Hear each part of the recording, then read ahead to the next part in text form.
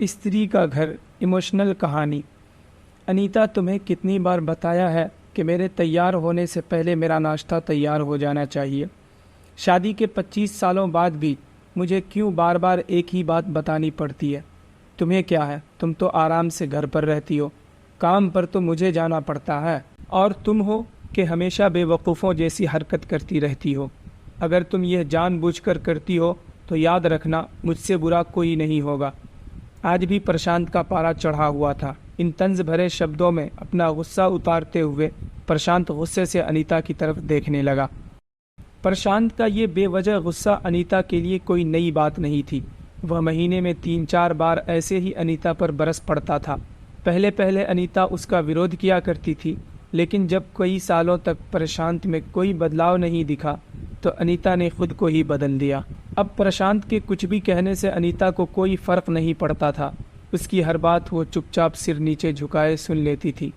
पहले 5 साल तक अनीता ने पूरी कोशिश की थी कि प्रशांत को बदला जाए, लेकिन फालतू का गुस्सा करना और बाद में अनीता को भला बुरा कहना तो मानो जैसे उसकी आदत बन गई थी। कोई भी वाद विवाद होता तो प्रशांत सीधा अनीता को बोल देता कि अगर मैं तुम्हें अच्छा नहीं लगता तो क्यों नहीं चली जाती अपने मायके, क्यों रहती हो मेरे साथ। इतना सब कुछ होने के बावजूद भी अनीता प्रशांत के साथ रहती थी, क्योंकि उसे अपनी बेटी की फिक्र थी। और वो जाती भी तो कहाँ, अपने बूढ़े माँ बाप को इस उम्र में वो परेशान नहीं करना चाहती थी। समाज और लोग क्या कहेंगे, ये भी तो उसे देखना था।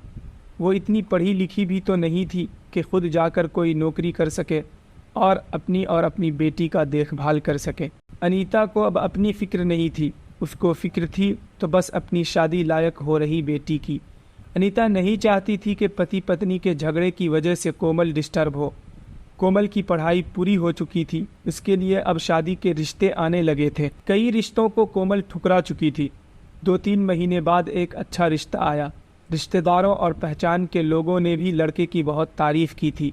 प्रशांत एक शाम अपनी बेटी के पास बैठकर उसे बताने लगा, बहुत अच्छा लड़का है, पढ़ा लिखा है, बड़ा घर है, बहुत अच्छी नौकरी है। ऐसे रिश्ते बार बार नहीं आते बेटा, इस बार मना मत करना।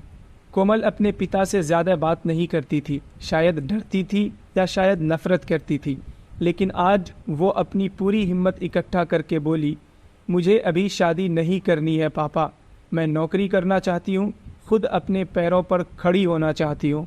हाँ, तो उसमें कौन सी बड़ी बात है, मैंने लड़के से बात की है, वह तुम्हें किसी बात के लिए नहीं रोकेगा। तुम शादी के बाद भी नौकरी कर सकती हो, वह तुम्हें नौकरी के लिए परमिशन दे देगा।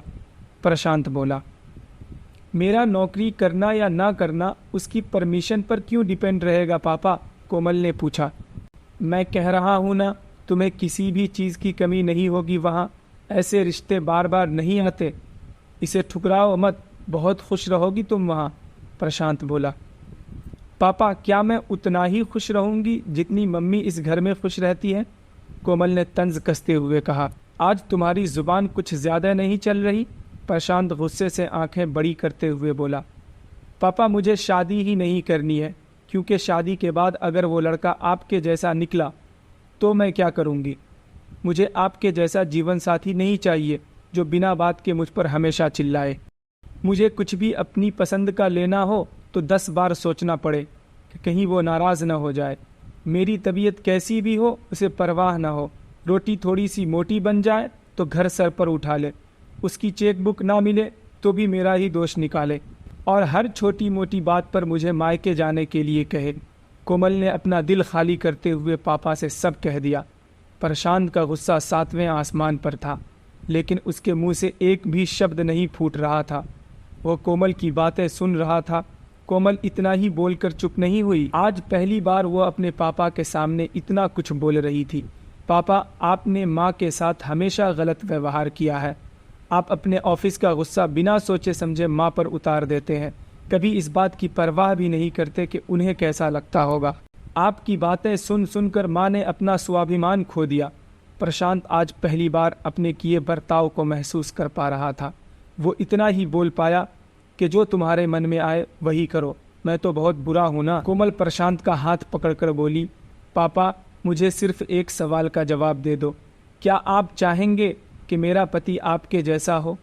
अगर आपका जवाब हाँ है तो आज ही कर दीजिए मेरा रिश्ता, और ना है तो मुझे आत्मनिर्भर बनने दीजिए। प्रशांत बिना कुछ बोले वहां से चुपचाप बाहर चला गया। आज उसे अनीता के सामने जाने में शर्म आ रही थी। चलते चलते उसकी आंखों से आंसू बह रहे थे। प्रशांत ने आज से अपने आप को बदलने का निश्चय किया। अगले दिन से अनीता ने अपने पति में काफी बदलाव देखा। वह सोचने लगी, जो हिम्मत आज कोमल ने दिखाई है, वो हिम्मत अगर मैं पहले ही दिखा देती तो शायद आज हालात कुछ और होते। अब कोमल पढ़ लिख कर अच्छी नौकरी करने लगी थी और 3 साल बाद उसके लिए एक अच्छा रिश्ता आया। और उसकी विदाई पर प्रशांत बोला, तू हमेशा खुश रहेगी क्योंकि तेरा पति तेरे बाप जैसा नहीं है। प्रशांत की ये बात सुनकर अनीता और कोमल की आंखों से आंसू बहने लगे। दोस्तों, हमारे समाज में औरतों को भले ही देवी का दर्जा दिया जाता है, लेकिन वो आज़ादी नहीं दी जाती जो उन्हें देनी चाहिए।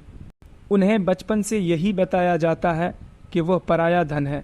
स्कूल से आने में देर हो जाए तो पिटाई लगती है, मोबाइल पर बातें करते हुए दिख जाए या खिड़की से झांकते हुए दिख जाए तो शक किया जाता है। माँ बाप का घर तुम्हारा नहीं है, पति का घर ही तुम्हारा घर है। जीवन भर ये बातें बताकर उन्हें ससुराल भेज दिया जाता है और एक दिन किसी छोटे मोटे झगड़े में ससुराल वालों से उन्हें सुनना पड़ता है कि इस घर को छोड़ दो और मायके चली जाओ। अब आप ही बताओ दोस्तों, ऐसी स्त्रियों का सच्चा घर कौन सा है? आखिरकार वो किस घर को अपना कहें?